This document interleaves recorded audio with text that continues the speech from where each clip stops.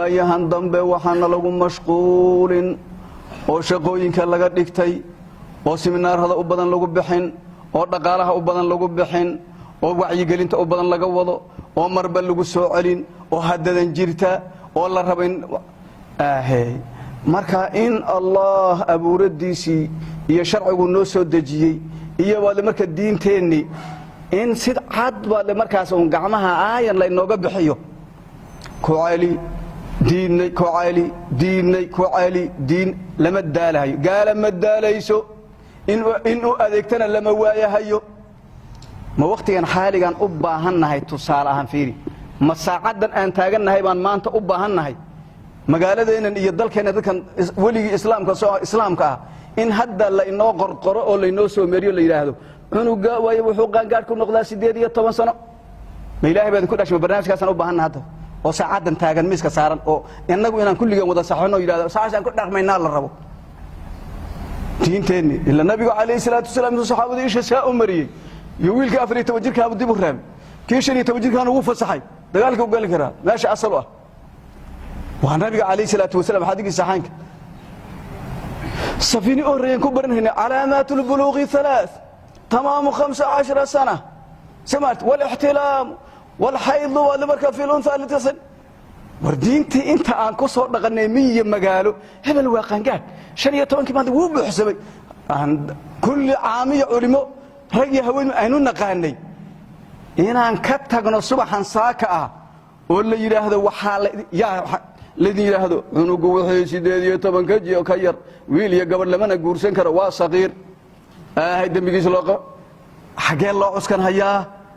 xagee laga soo qaatay diintee sheegtay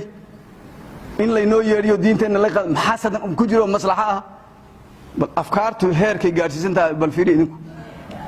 afkaar waayo marka gaalo sida la inoogu qulaamin bal anagu diinteena waxa sheegtay maxaan kaga cararaynaa bal idinku wadiye maxaan kaga cararaynaa maxaa dhibo lagu arkay ma aqli bani aadam soo mananado waliba aan islaam ahayn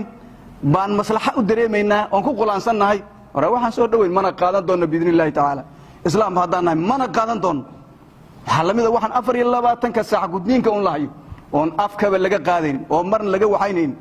oo al'aan kan la rabo in xeerar maxaa xubnihi badankood dhan gabadha ilaahay xugum u jideeyo shariicada islaamku hal cididaas la gooyo oo in xugum u sameeyay shariicada islaamku ma jiro ma shariicada islaamka nadiiq weeyo oo ku qanacay weyn ma xumaanta inagu iska reebno ma sharcigeena ku dhaqanno ma hadda dad aan way muslimiin ahayn wax ay noo soo mudeen ba inaan ilaahay ugu dhawaanayna ama wadankan ku badbaadiyo aad u maleynaysan maya wallahi alazim baanan hormar ku gaaraynin adduunyo aakhirana inaan ku hormaraynin bal awalba gabi baan kala ilmanay inaan baho shaqmaati ugu dhacayno ilaahay ogiya waxa dad islaamaanu nahay diintaanadaanu ku dhaqmaynaa ma aqbali doono biidnillaahi taala baarlamaanna ma saxiixay hadday islaam yihiin oo ilaahay yaqaanaan wasiirana ka wadaran hadday islaam yihiin waxaan diinta islaamka waafaqsanayn oo shariicada islaamka ogolayn oo aan waligaana annagoo islaam miyi magaalada ku soo dhaqmi jirin hadda in la yiraahdo waa saxiix maxay ka helayaan bal maxay ka helayaan oo faa'iido ku gaarayaan hormara kuma gaarayaan allah hadday yaqaanaan oo diintooda ay rumaysiin oo iimaanku ka dhab yahay oo islaamnimadoodu ay sugan tahay waxyaalahaas qurunka hel la soo minguurinhayo yeeynaan ku mashquulin diintoodu hadeeqdo sharcigoodu hadeeqo wixii shariicadeena ogoshahay oo masaalixo gaar ah oo la isla waxaynhayo waa lagu ogol yahay laakiin waxa soo kale wax hadda yaani lagu mashquuli karo dad islaami ma aha